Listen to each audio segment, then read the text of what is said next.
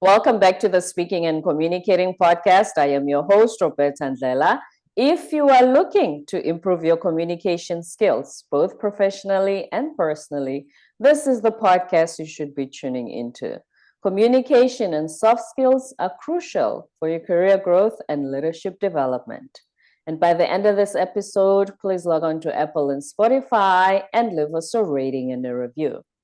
Now let's get communicating with Steve Lowell, hailing all the way from Canada, where he says it's not typically cold this time of year.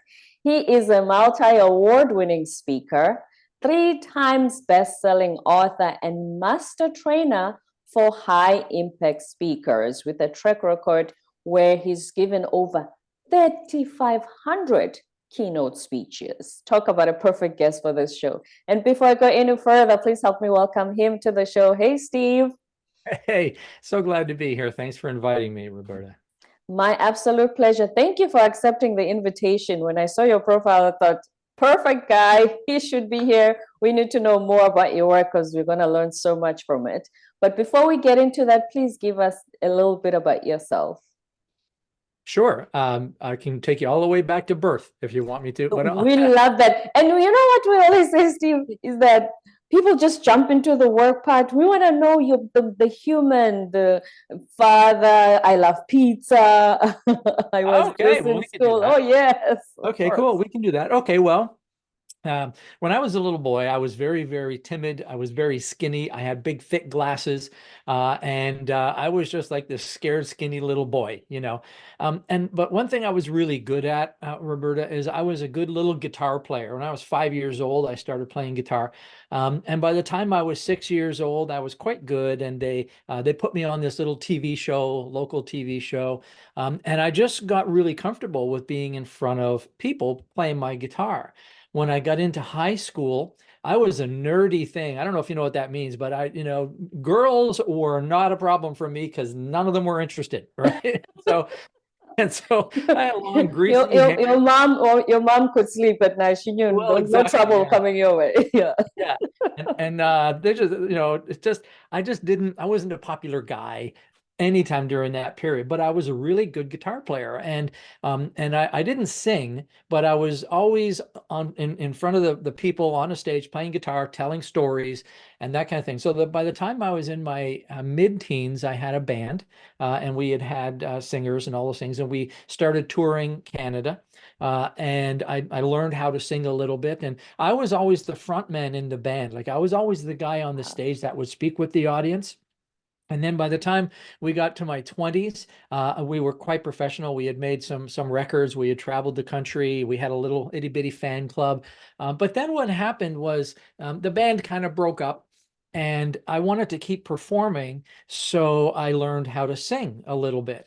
And so by the time I was in my mid-20s, I was doing a solo show where it was just me and the guitar and I was singing. And this is what I tell people is this is how I got into speaking, because people would come and they would hear me sing and they would come to me and they'd say, Steve, maybe you should just say the words. And so so I became a speaker. So, and in my mid-20s, I was having so much fun performing and I just loved being on the stage. And I came across a video of a guy named Zig Ziglar. You may know this name. Yes, growing up, you had him and Les Brown and Brian Tracy, all that motivational speaking originals. Yes, all the greats. Yeah, all the greats.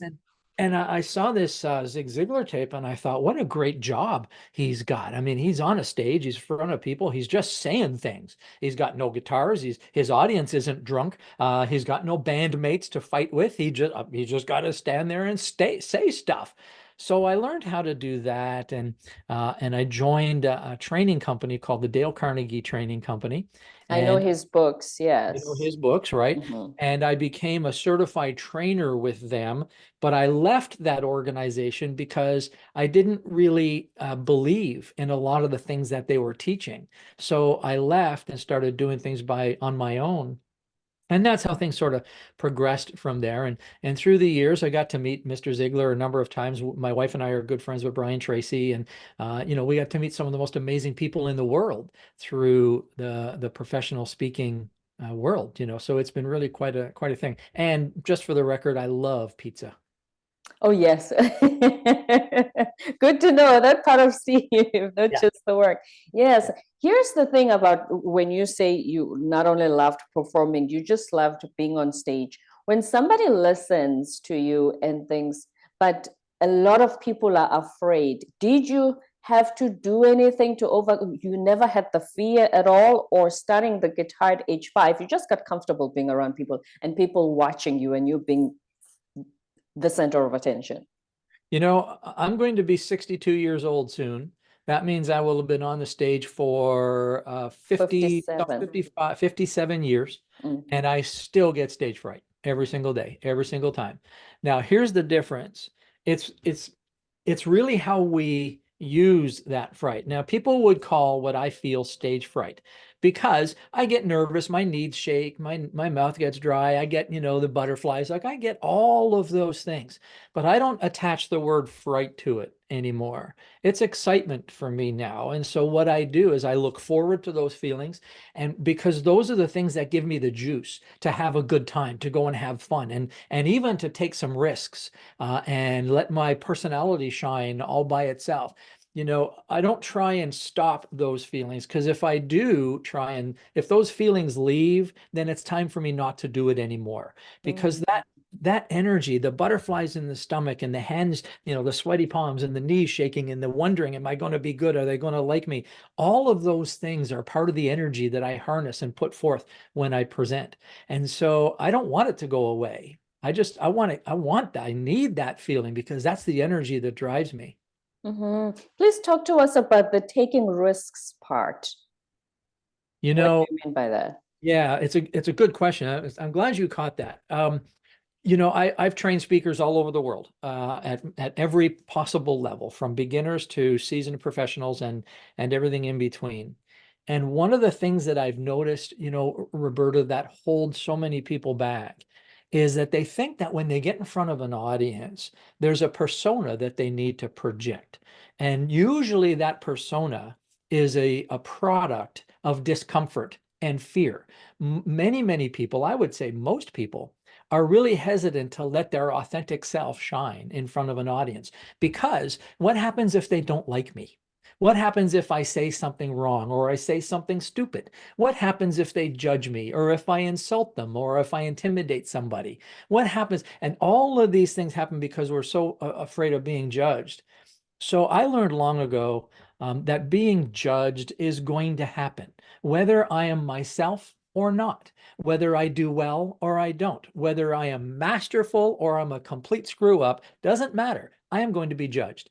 And so I've gotten okay with being judged. I've gotten quite comfortable with being judged. So what that means is, if I'm not afraid that you're going to judge me, if I'm not afraid that you're not going to like me, if I'm not afraid that you're going to be offended, then I can do or say anything without personal repercussion.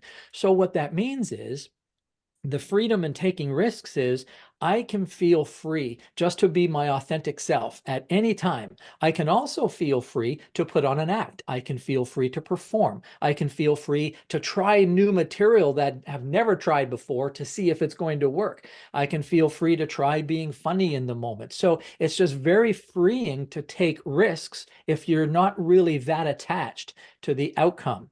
Now, when I take risks in front of an audience, which I do all the time, I don't get attached too much to whether or not they like me, but what I do get attached to is, was this effective? Like, did this achieve the outcome? Because when I'm speaking, and this is for all speakers, Roberta, and I'm sure you know this, when you're a speaker, your job isn't to get people to like you. Your job is to change something within them. Your job is to have them become more than they were before you started speaking. And however you make that happen. And if that means that they have to judge you, then so be it. If it means that you offend them a little bit, so be it. If it means that you excite them, inspire them, if you cause them to be enthused, if you cause them to think, challenge their beliefs, then that's what it takes. But the point is, when you don't take risks, you can't get the results. Right. And the thing is, what you just said, it's about them, because all that fear of judgment, fear of this, how do I look, all that subconscious, all those subconscious fears, or some of them conscious fears, are based on the fact that you worry about yourself instead of thinking everything you said, how I impact them, how they're going to be changed after they've heard me speak. That should be the focus. Then those fears of judgment, etc., will take a backseat, so to speak. Right. And I mean, look at the biggest judgment you used, and you used it to your benefit, which was, Steve, maybe you'd want to say the words instead of singing them. And look what you instead of saying, I will never be on stage again, which most people's reaction would be, you said, okay, maybe they're onto something. Maybe I should do the speaking thing. And look where you are. Yeah, it's true. And, I mean, back then I knew I wasn't a very good singer. I knew that. And I was good enough to get, give people a nice time in the bar after they'd had enough drinks, but I was smart enough to know I'm not a great singer. But I was a good speaker. And when I started doing the speaking thing professionally, it took me a lot of time to give myself permission to be, to take risks.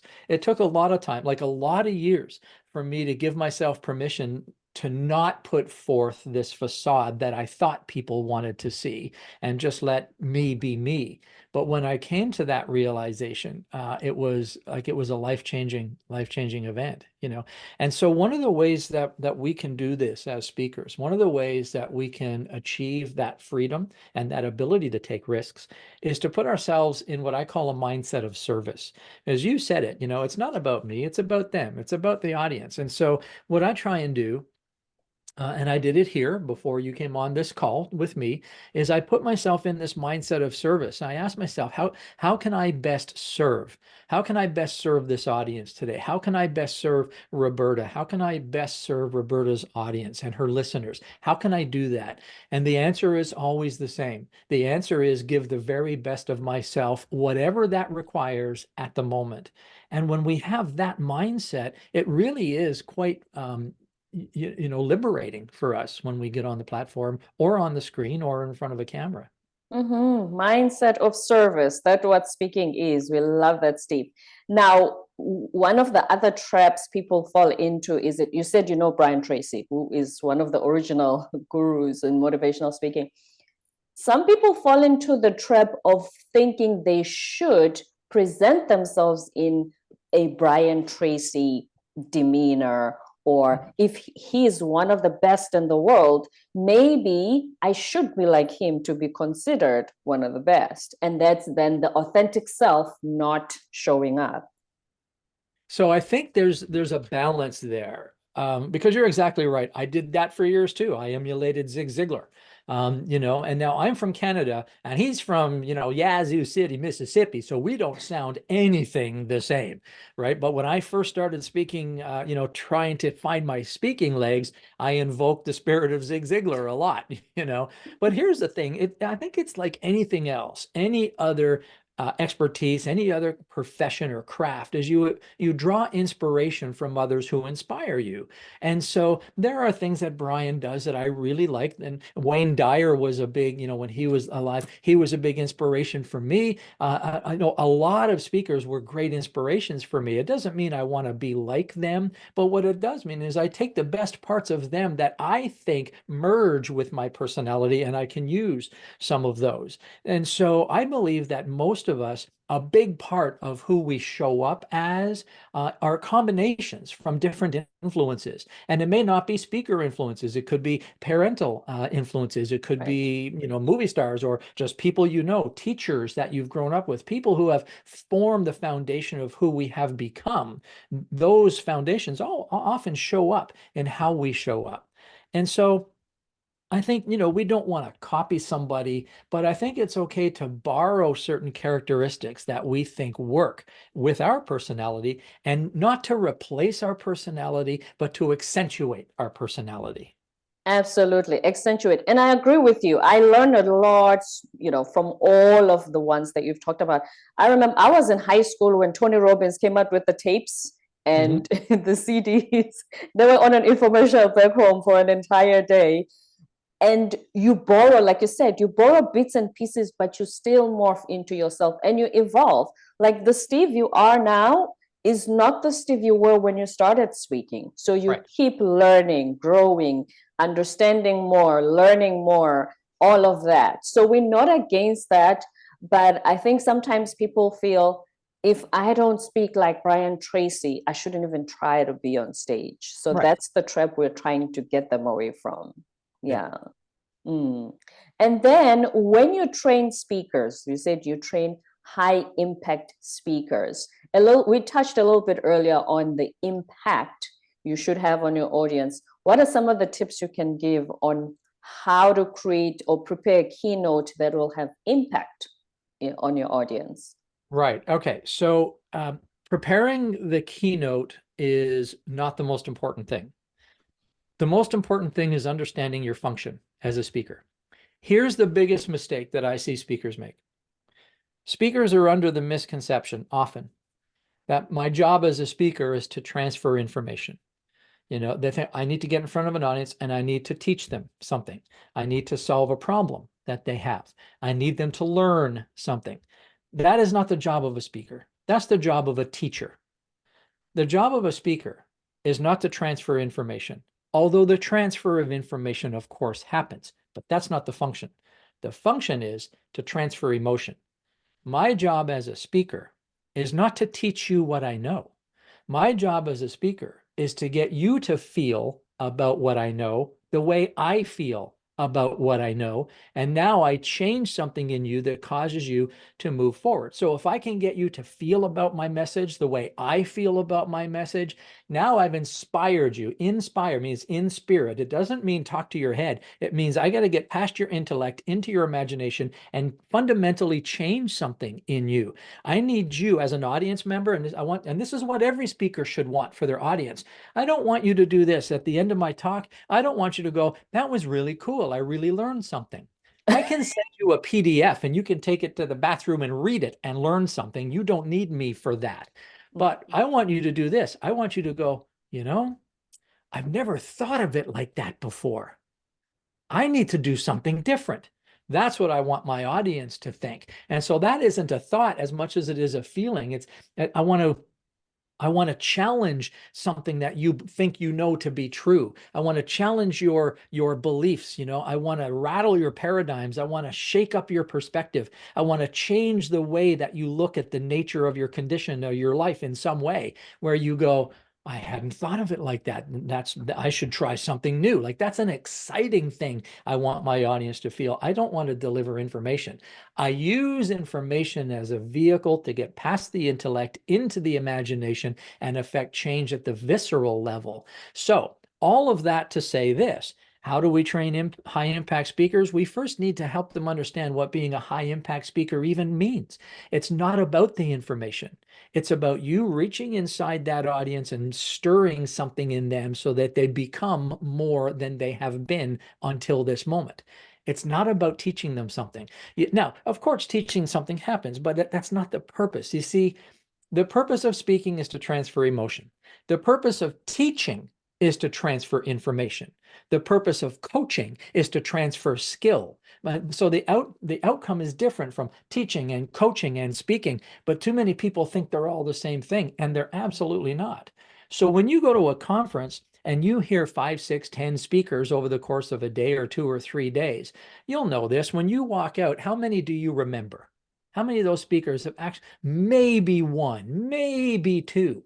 And if you think about those speakers that you remember, why do you remember them? It's because they've stirred something in you. They've changed you in some minute way. Whereas everybody else, all they did was educate you, and you don't need them for that. Especially in the age of Google. Can you please share that one more time, the way you described see, I'm falling into the information trap. The emotion, you said something so beautiful, how I feel about it is how I Yeah. want you to feel. Please say that again. Yes. Yeah. So here's the simplest way to put it is I want you to feel about my message the way I feel about my message. That's the simplest way. My job as a speaker is to change the way you feel. I want you to be as excited about my message as I am. and I'm going to give you part of the message. But if I just give you the content, then it just goes into your brain. And as soon as the next speaker comes out, it leaves, right? But if I change the way you feel, if I change the way you feel at the visceral level, I get you as excited about my stuff, as excited as I am about my stuff. Now you're going to go and have a much higher probability of implementing and making changes in your actual life. Because wouldn't you say that a lot of the time we've heard the concepts of whatever speakers deliver, unless you're in engineering and it's something new they're building, but just in general, a lot of speaking, the general concept, you've heard something about it before, but what makes Steve stand out from any other speaker who's talked about the same thing is it's taking the concept and putting it into context. This is another way to put it is what's missing. Anybody who can anybody who can fog a mirror can tell people stuff. Anybody can get on a stage if they control the nerves a little bit. They can get on a stage and they can say things, right, and speak words. Anybody can do that.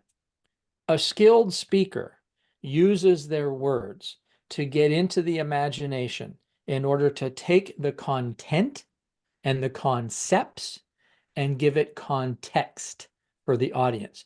So the audience goes, I know how I could use that. That is important to me. And here's why. And the audience knows why it's important to them. And as soon as your audience, you know how exciting it is when you learn something new that you go, I know how to use this, right? I'm going to make this change. I'm going to apply it there and I'm going to try this. That is the excitement that a speaker needs to be able to implement. So, with your audience, if you're listening to this, here's the challenge for your audience. And that is, take a look at all the things that you're speaking about and ask yourself this question. Am I giving just the concepts or am I putting it into context for the audience? Am I just giving information or am I actually stirring their soul with something? And that's the difficult part. That's the part that separates a speaker from a really good speaker. And in stirring the soul, what part does storytelling play in that process? Yeah, storytelling always comes up, and storytelling is obviously it's a very important part of speaking, but it's widely misunderstood. It's very widely misunderstood from a lot of perspectives. So I'm just going to cover a few of them here now. Okay. Please, yes. Okay. When you ask the speaker, why do you tell stories? They'll say, well, it's because I want to take my concepts and put it into context for the audience, right? That's one. I also want to entertain the audience, which is correct. And I want to give a little bit, make it funny for the audience. Have them laugh. All that is correct. But here's the thing. Your audience, more than anything else, wants to feel understood, which means your audience, and they may not do this consciously, but they want to feel like, you know what, Roberta gets me. She gets me, like she understands exactly my life. So too many speakers are taught to tell stories to get the audience to understand them, rather than get the audience to feel understood themselves. So please say that again. Yeah. So too many speakers tell stories for the purpose of getting the audience to understand the speaker. The audience wants to feel understood themselves by the speaker. So I want to tell stories that make you feel that's me. Let me give you an example. Okay. Please. Okay, I'm going to give you an example. This is a story that I use all the time, and I open up a lot of my keynotes with this story. So in fact, I'm going to ask you the question, and I ask the audience this question. Okay, put up your hand if you or somebody you know is in the market for a tennis instructor. And I ask the audience, put your hand up like this. Do you know anybody who's in the market for a tennis instructor? I know someone. Yeah. You do know someone? Okay. I've asked this question to audiences of thousands of people, and that's by far the most hands that have ever gone up. Okay. So every now and then hands go up. Okay. But when I do this in front of an audience of, let's say 100 people, okay, maybe one hand will go up. So I tell the audience this. I say, we have one hand out of 100 people, and I'm going to guess that at least 50 of you are either in the market for a tennis instructor right now, or you know somebody who is. And that's what I get. The audience goes, really? How are you going to do that? So I set that up to tell a story. And here's the story. Let me take you back about 18 years. A guy named Brian walks up to me and he says, Steve, he says, I'm going to all the networking events. I'm shaking all the hands. I'm meeting all the people. I'm making all the phone calls. He said, I'm just not getting the business that I need. I said, well, Brian, what do you do? He says, I'm a tennis instructor. So we taught Brian a very fundamental principle that any time you speak in front of an audience about yourself or your business, you're either positioning yourself as somebody they need or somebody they don't. And those are the only two rules, the only two options. So right now, when I said to Brian, when you're saying I'm a tennis instructor, you're presenting yourself as somebody they don't need. So we taught him how to present himself a little bit differently. And now if you saw Brian today and you said, Brian, what do you do? He would say, well, you know how sometimes kids, they have so much energy and they get so excited and they're bouncing off the walls and they're yelling and screaming and having all kinds of fun and the parents have no idea what to do with these kids. He'd say, well, what I do is I take kids of any age, I bring them on a tennis court, I absolutely exhaust them, and then I hand them back to their parents. Problem solved. Now, I ask the question to the audience, put up your hand if you just might know somebody who's in the market for a tennis instructor, and all of a sudden, 90% of the hands in the room go up, okay? Now, because it's not the tennis, it's the solve right. the kid problem. Everybody in the audience who puts their hand up now goes, he's right. That's us. That's me. I get it. That's how you make your audience feel understood. I could tell that story completely differently, and the story becomes about me. Okay, so I could do it this way. I could say, let me tell you about this guy named Brian. He said, Steve, I'm going to all the networking groups. I'm having so much trouble. I'm making all the calls, talking to all the people. I'm not getting the results. I said, well, Brian, what do you do? He'd say, well, I'm a tennis instructor. So I taught Brian that he had to change the way that he speaks in order to get the clients. So what we did was we taught him how to tell the audience that he brings children on a tennis court and exhausts them so that the audience feel that, that he can really help them. I could tell that story, but the audience is over there now. It's not about the audience. Not the It's same. not the same. So it's not so much the stories that we tell, Roberta, although sometimes it is, but usually it's about how we tell them. And so many speakers have been and are still being led down this hero's journey path. The whole hero's journey. You've heard about the hero's journey. I know the hero's journey. Yes, it gets mentioned a lot here too. Yeah, it gets mentioned a lot here, and that's fine. And it's, it's kind of the old school thing. But here, the problems with the hero's journey are these. Number one is it's based on fantasy. If you look at the history behind the hero's journey, it's for Lord of the Rings, right? Yes. It's for that. It's for a fantasy movie. But so the hero's journey itself is not really suited to real life stories. And I always tell my speakers this: your story has to be true. It absolutely has to be true, because if I catch you in a lie one time, I don't believe anything else you say. So your story must be true. And in most true stories, the hero's journey model just simply doesn't apply. But there is something called the heroine's journey. And the heroine's journey is much less, known than the hero's journey. And here's the difference. Generally, the heroine's journey is how we apply storytelling to ladies. So a lot of my clients are ladies, and their journey is generally different. And here's the difference. The hero's journey model is about external events. Okay, you're going about your life. This thing happens. There's a call to adventure, and then you make a decision. You take that path or this path, and then you meet this person, and you have this challenge, and it's all external as you roll out the story. The heroine's journey is not that. The heroine's journey is an internal journey.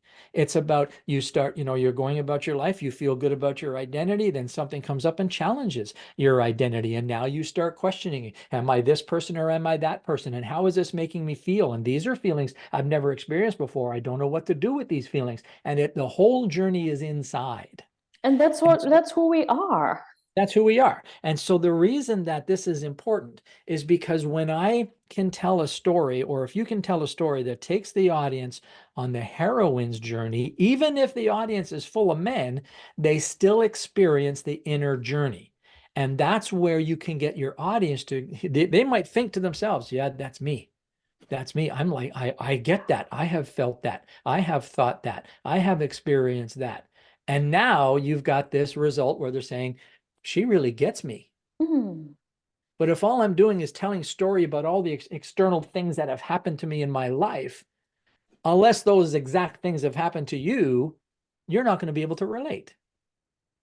But if I can get past your intellect into your imagination and talk about the feelings, talk about the thoughts, talk about the fears, talk about the joys, talk about the love, talk about the connection, talk about the anger. If I can get all of that in there, some of it is going to touch your soul.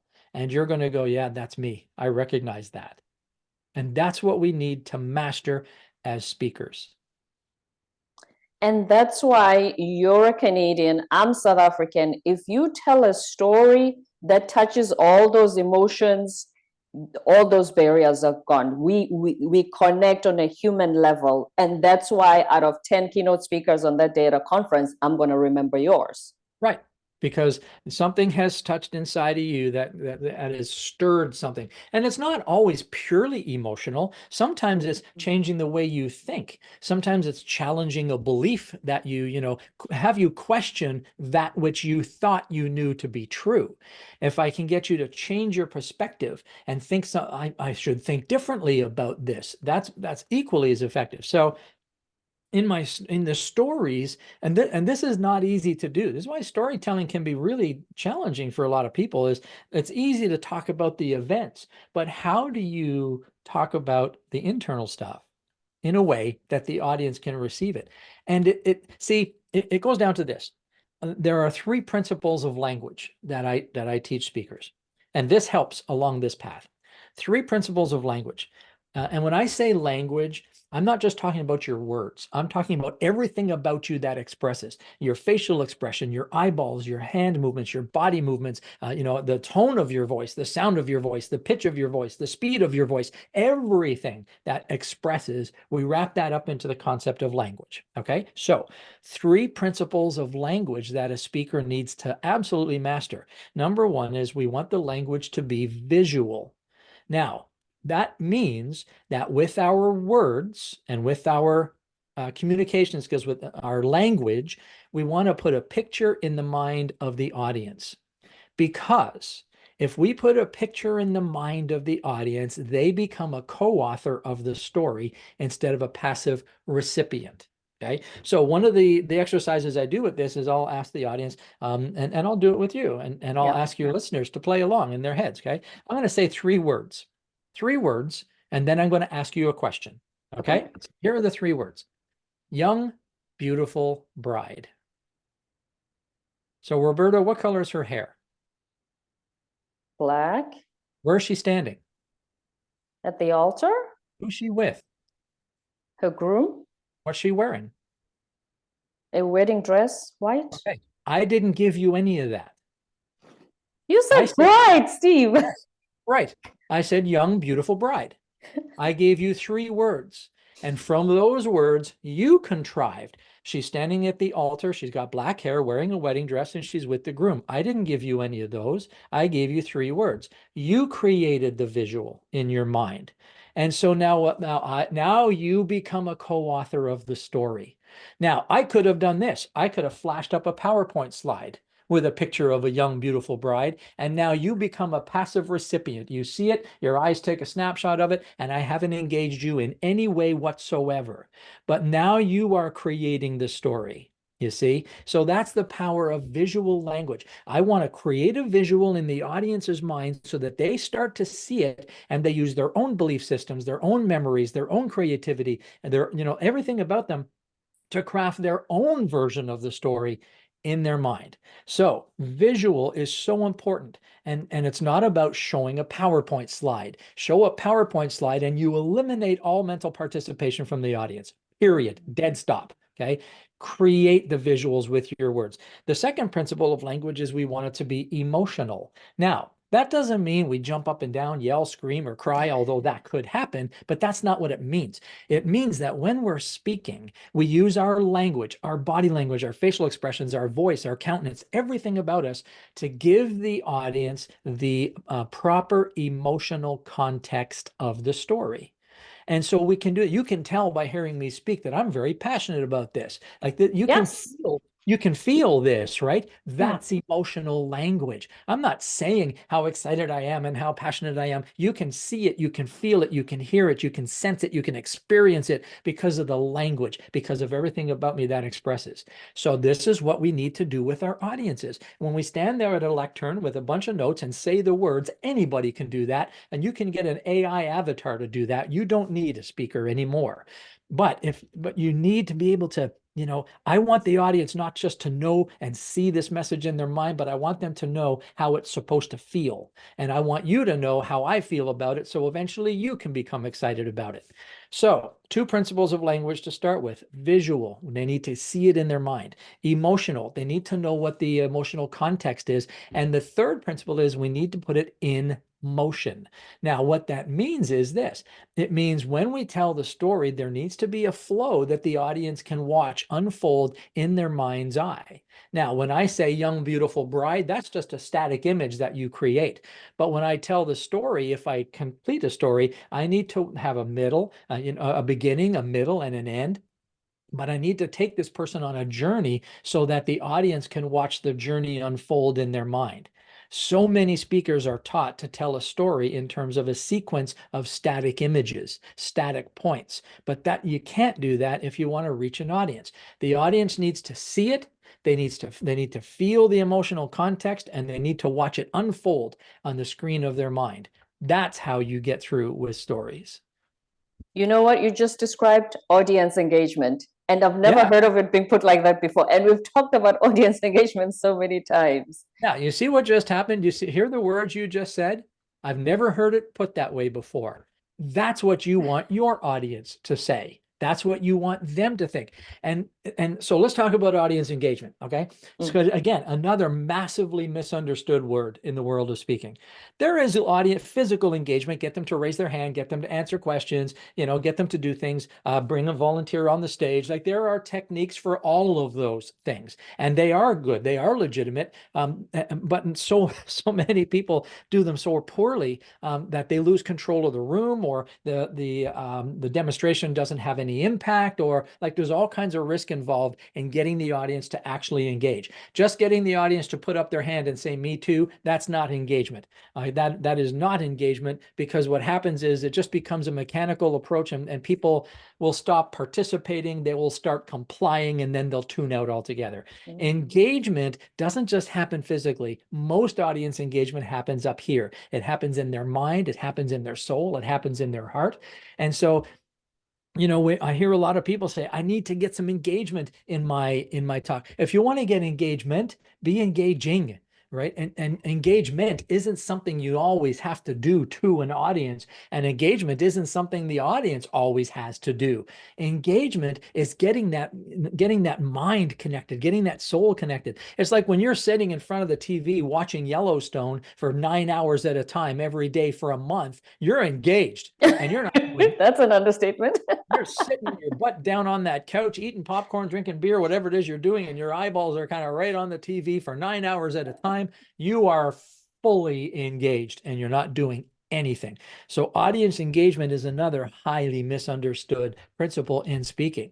And so, yeah, so there you go. Engage the heart, the mind, and the soul. Oh 100%. my goodness. That is so That is a life-changing powerful. experience. That's a life-changing. If you get me up and shake somebody's hands and look into their eyes, that's not a life-changing experience for me. But if you get me thinking inside, how can I use this? This is amazing. I haven't thought of this before. This is going to change so many things. That's how you change me. And you certainly changed us. Steve Lowell from Canada, the multi-award-winning speaker, 3 times best-selling author, and master trainer for high-impact speakers. Steve, you are a 3 times best-selling author. Please tell us about your books. Yeah, sure. The first one I wrote in 2011. and it's called From Stage Fright to Spotlight. In fact, I want to give a copy of this to all of your readers, all your listeners. So they can do that by, and you'll put the link, I'm sure. Go to stevelowell.com/free-book, and they can download this book right away. From Stage Fright to Spotlight, 99 Speaker Secrets to Breaking the Rules and Mastering the Stage. So that's a really great book for anybody who's speaking, whether it's beginning or even seasoned professionals have read this book and get some really great value out of it. Then I wrote a book in 2011. This is a much deeper book called Deep Thought Strategy. Deep Thought Strategy is taking experts, thought leaders, and bringing them deep into their wisdom and knowledge so that we can come up with something that they can present that makes them appear to be profoundly different than everybody else. And that takes an enormous amount of work, but the concepts are in Deep Thought Strategy. And the next one, I don't think I have one here. Oh, yes, I do. This is actually a book. This is a compilation book that my wife Jane and I wrote with Brian Tracy. And it's called, yeah, and this went to #1 international bestseller as well. And you can get that on Amazon. And what that is we partnered with Brian and we brought a bunch of our clients together and they all wrote a chapter in here. So great compilation book, a great opportunity to work with the great Brian Tracy. So that's out there as well. So those are the 3 best-selling books. Excellent stuff. I think I interrupted you and the mic did the overtalk. Please tell us the title of the one with Brian Tracy again so that the listeners can hear it. Yeah. Yeah, it's called Emerge. The book is called Emerge. And it's Be the Unmistakable Authority in Your Field. We did an event with Brian, a virtual event back when COVID just hit. He was supposed to come to Ottawa. It was going to be a live event. But then COVID hit and of course he couldn't come. So we did a 3-day virtual event and we had all our speakers there speaking with him, as part of the agenda. And then part of that experience for them was they get to write a chapter in the book with Brian. And so we made that deal with Brian and he's got a chapter in there and yeah. Absolutely amazing. Emerge. And then the one that's free is Stage Fright to Spotlight. Yeah, that's right. Yeah. I'm going to put all those details in the show notes. Thank you for the gift, first of all. And if we want to learn more about these different ways of having impact that you've shared with us today, where can we find you online? Yeah, well, start with downloading the book because then you'll be in our system and we will keep you informed on all the things that are going on.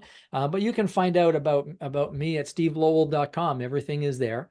But I do recommend you download the book because that's how you're going to stay informed. We'll keep you informed of all the things we have going on. So yeah, so there's a lot there.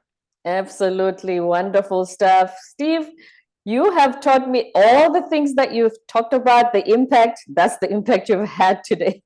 I've thought differently about some topics and I've done so many interviews, but I've thought differently about some concepts and you've put them in a different context.